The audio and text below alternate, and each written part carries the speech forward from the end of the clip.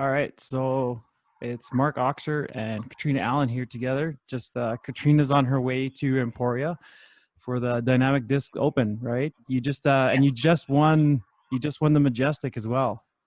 Yes. Yeah. And being back in Minnesota and being able to win the Majestic, and then we were just briefly talking before we started recording here about being sort of from Minnesota, and then being able to put the Majestic Minnesota jersey on after winning. So was that exciting for you, or is that kind of?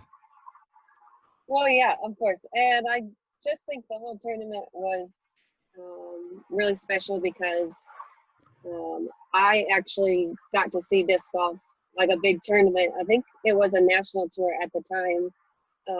And my friends who I went up with to watch the tournament got to play on Kale's card, and he shot the hot round. And then, like, after a weekend of watching disc golf, I was like, okay, you guys got to teach me how to play.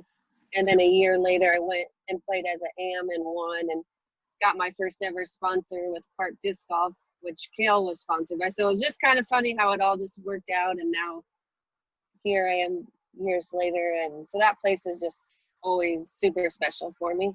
That's awesome. Yeah. It's such a nice course. I haven't played it in the summertime. I Oh, okay.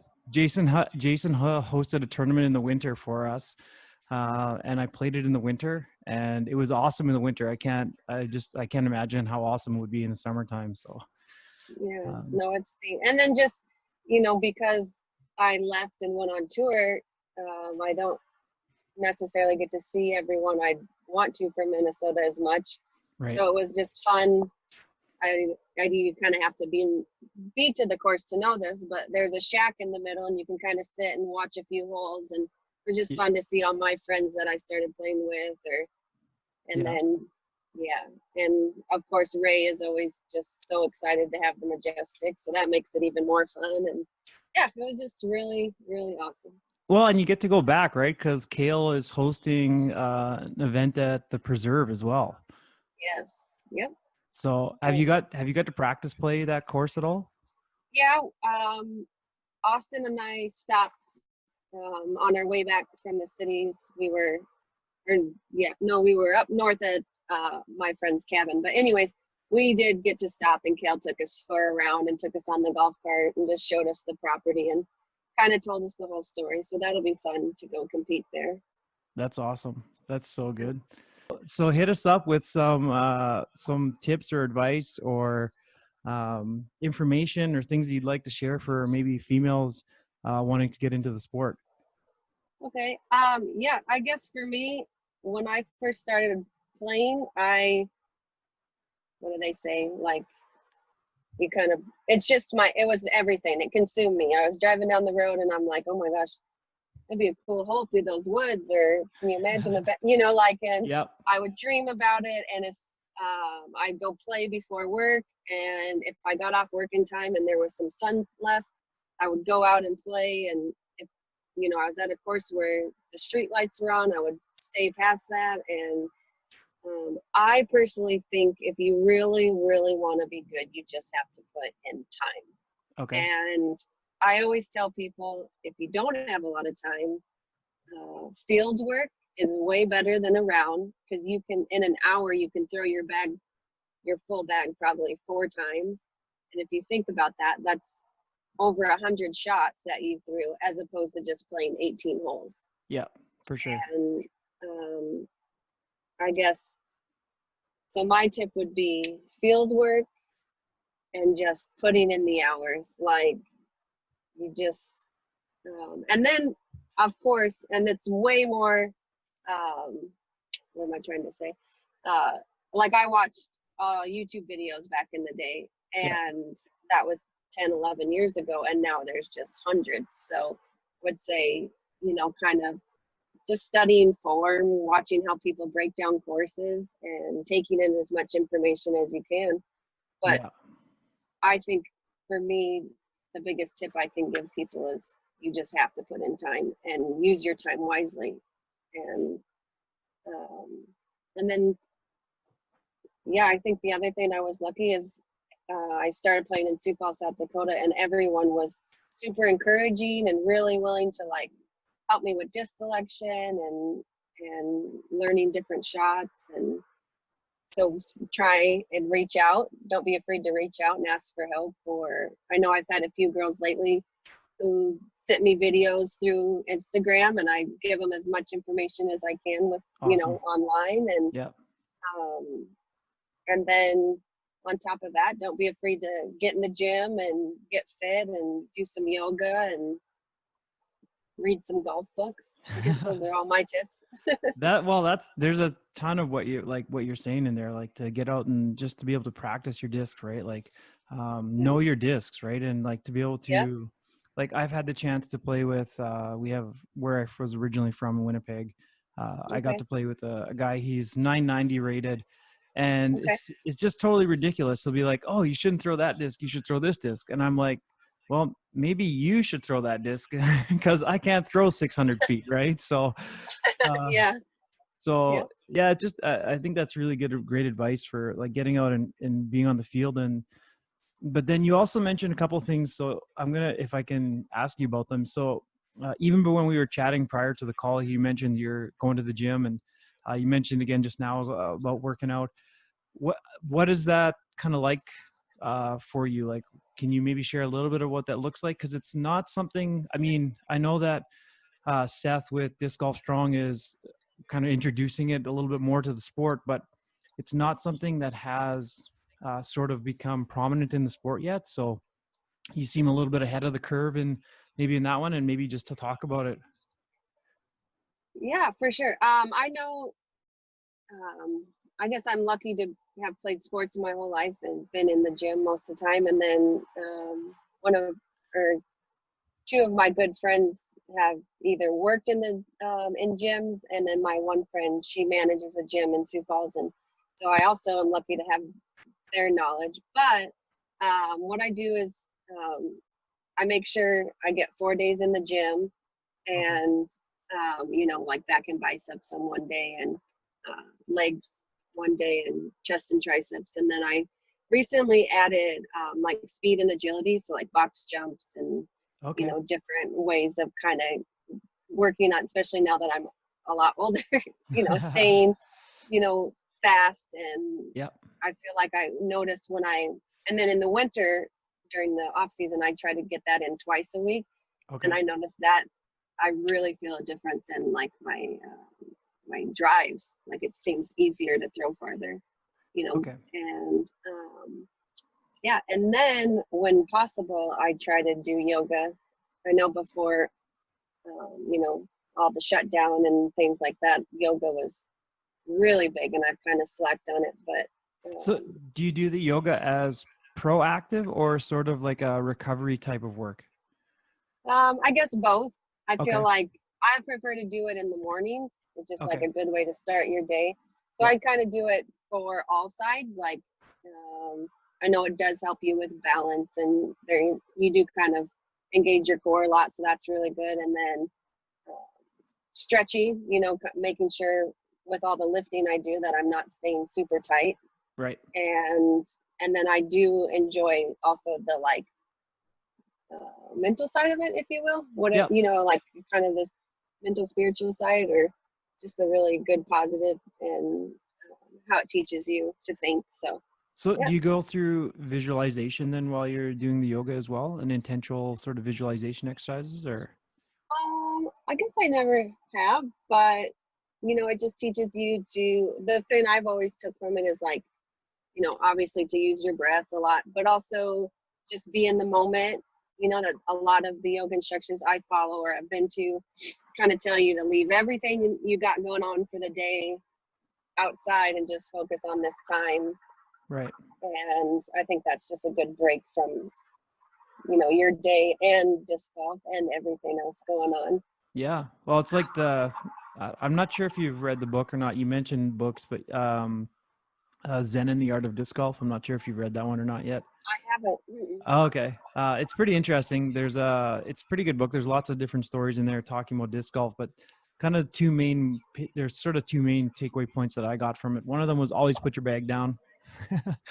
Yeah. uh, Okay. and the other one was he talks when he's talking about putting, he's talking about like staring at a link in the chain. But when you were just talking now about doing yoga and kind of having it as an opportunity to sort of relax and focus and get away from sort of maybe the rest of the world, but it kind of reminded me of that put your bag down sort of mentality, right? Like, Yeah. um, and yeah, I mean, and even thinking about that, the sport of disc golf, I've had the opportunity to travel and play with a lot of different people in a lot of different countries over the past couple of years, and there seems to be a sort of universal connection to the sport that people came to the sport as a sort of holistic, maybe not holistic isn't the right word, but a way of healing or a way of processing the other things that were going on in their life, whether it be mental or physical or emotional or social difficulties that they were having in life, and they found a lot of life within the sport of disc golf, which I thought is pretty neat as well.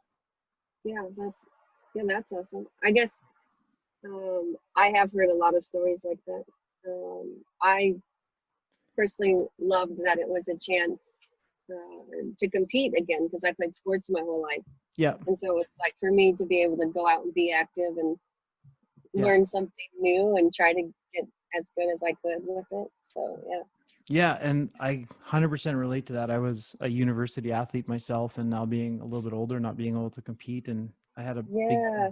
big knee injury, and then all of a sudden Okay. I was playing disc golf. My buddy invited me to play disc golf, and I was like, oh man, I can play, and this doesn't hurt my knee, but I can still be really competitive. I can still try, and I can still learn, and I can still grow. And yeah, it was super Exactly. exciting. Yeah. Yeah. So you mentioned that you do some reading. Do you have any books or that you would maybe suggest people to read if they wanted to get better? Um, yeah. Well, I just like Bob Rutella. I guess Okay. I enjoy his books, and I actually, I'll be honest, I don't read them. I listen to them on my iPhone Yeah. when I'm driving or cleaning or whatever I'm doing, dishes or whatever, Yeah. laundry or something. But So if I can share, Potting Out of Your Mind and Golf is Not a Game of Perfect are my two favorites. oh, okay. What was that first Yep. one again? It's called Putting Out of Your Mind, Putting up. which Okay. Yeah. he kind of teaches you to shut your mind off and let your subconscious take over. Yeah. Just like the hardest thing to do on the putting green, but Totally. it's real. It's really, and he does a really great job breaking Yeah. it down.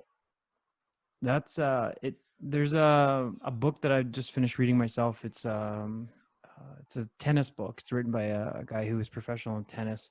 Um, but it's the same sort of idea, talking about letting your subconscious take over and not getting too worked up about it. Um, and it's crazy, like the whole idea, right? Like I had two this weekend, 2 4-foot putts for a birdie, and I hit the bottom of the cage on both of them. And I'm just like, it's 4 feet. Like I can almost reach over and drop it in. How am I possibly missing this? Right. But you're thinking Yep. so much. And Yep. yeah, it's Oh yeah, just, for sure. Yeah. I feel you. I know that people pretend they don't do it or whatever, but we all do it, and that's why if anyone asks, like when you have your best round, and I bet you can relate to this, and anyone can, when they're like, how did it feel today? And you're like, easy, because I let my subconscious just take over. You just yeah. looked at a shot and reacted. You just were like, looked at a putt and didn't think about, well, if I miss this, it could roll down the hill or it could go OB, or you don't doubt yourself or think of all those things. You just step up and do what you know you can do on that day. But So if I can ask, and I don't know if you'll want to share this or not, as a competitor, do you do pre-round planning? Like, do you say, okay, I'm going to Emporia, these are the holes that I'm going to play, these are the courses that I'm going to play, and sort of have a mental game plan saying on hole one, this is what I would like to do, and this is where the good miss would be, this is where the bad miss would be, and sort of plan out how you're gonna play each hole prior to the event? yes, I don't think I've ever, or if I have, it would be a really rare situation. Um, just like went out and played blind, or just kind of not known what I was going to do. In fact, I'll even make little mental notes like on par fours, like, okay, if I get to this tree, my second shot should be with the driver. If I not pass that tree, I should lay up, or, like Yeah. really just making mental notes all over the course, and yeah, just knowing, like you said, yep, I want to be on the left side of the fairway so I can attack the green with an easier hyzer, or Yeah. you know, sometimes taking a little off and throwing a mid off the tee might put me in an easier position. So I'm definitely always thinking of those things for sure. Awesome. And I even try to be aware of, on different practice days, kind of take notes of what the wind is doing, and Mm. yeah, for sure.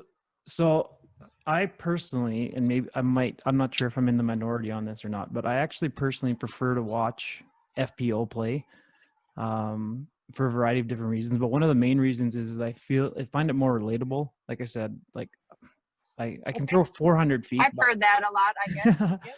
but so like I said, I enjoy it. Like I said, from a relatable perspective, I can watch you play and I go, oh, I can potentially make that shot. My consistency isn't obviously the same as yours, but it's the looking at it and going, oh, that's a route that I would possibly look at and play that same hole in that same sort of way. And I think that there's a lot of like inspiration that could be had for both guys and girls in the sport. And yeah, it's really exciting to be able to see how like FPO coverage is, and like the increase in FPO coverage that's happening within the sport as well. And even how, if you take a look at, I think it was the Disc Golf Pro Tour, they changed around the order of how you guys are, the men and the women are playing this year as well, if I'm not mistaken, right?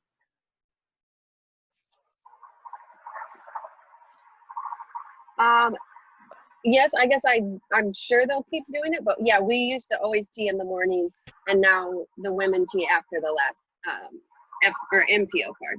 Okay, awesome. Yeah, and it seems it's pretty exciting, and it's awesome to be able to, like I said, to be able to see the FPO, the coverage and that stuff. So hopefully that continues to give inspiration to more girls playing in the sport, and just in general, be able to have more people playing overall. So I'm actually in the process of putting together a document for people who are interested in playing in their first disc golf tournament, because there seems to have been a large explosion in the sport, and maybe that's been due to COVID, with a lot of people not having a lot to do, but the sport still being Right. accessible to people. Okay. Is there some maybe tips or advice that you would look at giving to new players or people who are entering into their first tournament or considering entering maybe a league or entering tournament for the first time? Is there maybe some tips or advice that you would be wanting to share with those types of players? Um, let's see. I'm trying to think of back when I first started playing. Uh, I know my first tournament, I didn't have a pencil, I didn't have a mini, I didn't have a bag. I had like 3 discs, and I was lucky to have really awesome people I was playing with. So I would say a pencil, a mini, and if you can find a bag, that'd be great start. I totally hear you. And I played my first event with 3 discs and no bag, and I somehow managed to pull off a second place in a rec in a rec event. So I totally nice. understand. Okay. Oh no, but I would say, let's see. Um, any tips? No, I would just feel jealous. That's like the most fun is when you're like first tournaments. You know what I mean? Like that. Yep. It's a different kind of nerves and jitters that you get. It's like, not that I'm not still excited to play, but Yep. I would just say enjoy it, because I would love to go back to that first feeling of like your first tournaments. And you can, I mean, it happens to me still, but you can barely sleep at night because you're just so excited. And so yeah, just enjoy it and take it all in, because it's so much fun to go back and think about that. Yeah. Uh, yeah. So, do you see if you kind of feel a little bit different now, like with it being a profession for you, than being a little bit more, like you said, on the amateur side of things? But does it feel differently now? Oh yeah, for sure. I mean, I think most things do after 10, 11 years, but Yeah. like I said, your nerves are different. Your nerves at first are just excited and you want to play well. And now that I've been playing for so long, and I have expectations of what I want to do, and Yeah. the nerves are different. They're like, don't fail. They're not like, oh, I just want to do really well. Yeah. So Yeah. Yeah, I can appreciate where you're coming from. Like I've had the opportunity to coach with Team Canada at some international events, Okay. and not within the sport of disc golf, within another sport, but Okay. been in sport with at a fairly high level. Been a university coach for 15 years, and again, just being able to experience sport at a high level. But this week, Okay. I have 3 friends driving from my hometown to come, and I'm like, it's only Monday. Why isn't it Friday yet? Why isn't it Friday yet? Yeah. Yeah. Awesome. Yeah. And Exactly. like I said, it's just a local tournament that they're coming up to play, and I totally, like I said, it's just I can't it's like you said, it's tough to explain, but there's just that pure joy of Mhm. being able to get to play. So no, that's really good, just to encourage people to enjoy the moment. I was wondering if there was going to be some like secret that you were going to be able to share and say, Uh, like, bring I flip-flops don't. for after the event because your feet are going to appreciate it. I would say because I feel like when you're an AM or just starting, and I was guilty of it too, we'd be so excited. We'd go out to eat and we'd have drinks and stay up too late also. So Okay. get an edge on your competition and just drink some water. How about that? Okay. There you go. That's a great And then idea. when you beat everyone, then you can have the drinks and celebrate. Yeah. Sell Yeah, sell the discs you won with your funny money and go buy beers afterwards. there you go. Exactly. Yep. That's awesome. Yeah. So, can I ask you a prodigy question? Is that all right? Yeah, of course. So, maybe talk to us about your favorite discs. I have your stamped X3 in the 500 plastic, and it's my go-to driver, and I absolutely love it. So, thanks for that. Is Uh, it the new one, like the not the flower one, but where it has my silhouette? no, it's the flowered one. Oh, yep. I have 3 actually of the one with the flowers on it. Should I be Okay. looking for one with the stamp on it? So I have a new one. The new core team from this year is 500 X3. However, the plastic, it's not the Spectrum, it's just 500. Okay. And it's really stiff, really durable, and they still have good glide, but they are like really overstable. Okay. I was when I first got them, we were in Oklahoma, when the lockdown or COVID or whatever started, Yep. and it was really windy every day, and I was just in shock with the glide, but the stability of the Okay. disc. So it really, I feel like I put one in my bag instantly, and I Nice. also have 3 of my 500 Spectrum X3s with the flowers. Nice. Yep, in my bag, and uh, so yeah, I have. I think it's a really nice uh, kind of, to have the glide but the stability. So I Yeah. have that, and then let's see. I don't know. I love all the discs in my bag, so I don't want to give too much. Obviously. Yeah. Yeah. But Um, is there discs maybe that you would maybe suggest for, like I said, either for newer players or players looking that are just getting into the sport, or female players that you would maybe suggest would be good discs for them to take a look at? I would say like an M4 is always going to be a great disc, and I think it's a great disc for. I always recommend it to beginners, but then even if you've been playing for years, and you're more of an advanced or pro player, I think it's still an amazing disc. Okay. It, in fact, I had a friend from my hometown whose daughter plays in Ultimate, and she's like, I bet you love disc golf. And I gave her an M4 and an F7 because I thought they would be easiest for like an Ultimate player or a beginner player to, Right. because they have that glide Yep. and Yep. then I fell in love with the H1 V2 and the H3 V2. They're just newer hybrid drivers, and Yep. the H1 is just great stability but glide. I feel like I still have my old H1 in my bag, but I just love how easy it is to throw, and then the stability. And then the H3 V2 is going to be kind of my go-to fairway, even though it's a hybrid. Yep. Like I was throwing it a lot in um, Minnesota in the woods, Yep. and then of course, yeah, I'm in love with the X3. So those Yep. would be for sure Cool. my 3 favorite. That's I have three also of the H3 V2. It's probably one of my favorite discs that I've ever thrown ever. Uh, Okay. I don't have an H1 V2. I have an original H1. It's actually been passed through three of my friends. The one guy bought it, didn't like it. He's like, "This thing's a meat hook. I can't throw it." Gave it gave it to one of my other buddies, and he's like, "Oh, let me try it." He's a former high level ultimate player, and he was the same Okay. thing. He's like, "No, I can't throw this thing. It's a meat hook." And then I got it, and I threw it a few times, and I was like, "Man, I can't figure out what to do with this." Until I started throwing it on, using it as a forehand shot, and because I can put it Okay. on an anhyzer, and it'll hold for a little, just enough, and then flip out, and then be able to get an actual, if I need to shape a shot. And then Yeah. the other thing that I really like that H1 for is for thumbers. Um, Okay. it works Yep. really well for a thumber, but it's just funny because I haven't tried an H1 V2 yet, but I would be interested in one because I have an H2 V2. Um, Okay. and I I like to personally use, haven't thrown that, but I think if you like the H1, you probably love the H1B2 for sure. yeah, I just, the H2 V2 doesn't seem to be quite overstable enough for me. Okay. Like if there's a little bit of headwind, I just don't find that it's able to fight back into the wind enough.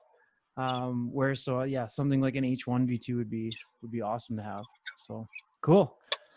So Uh, uh, well, anything that you'd want to share with us? Maybe events that you're looking forward to, or that you're maybe most looking forward to, or anything that you'd want to kind of share with people who are possibly listening. Well, not today, I guess they won't be listening, but when they're listening to it. Um, yeah, anything you'd want to kind of share with anybody? let's see. I mean, I'm just excited to compete again. Like I told you, I started playing the sport because I'm competitive. I love to compete. And of course, I stayed, practicing and doing all my working out in the gym and things like that. So um, it was kind of like off season 2.0 for me. Yeah, And so, of course, I mean, like we talked about, it'd be awesome to play at Kale's course. I do, even though it's been years and years. I was back in the day on dynamic disc, and so it's always awesome to go back and see all of the old DD crew, yeah, and then just Emporia always is super welcoming. And then we'll go to Michigan for D Glow, and we always stay with Mike Wagner from Discraft. He's one of my best friends, and he just got engaged, so we'll get to kind of celebrate and talk to them about that and stay with them. cool. And so that'll be exciting. And then, yeah, as sad as I was for the season to be canceled, it was just an opportunity to work on things and grow. And I got to be home with my closest friends and family. And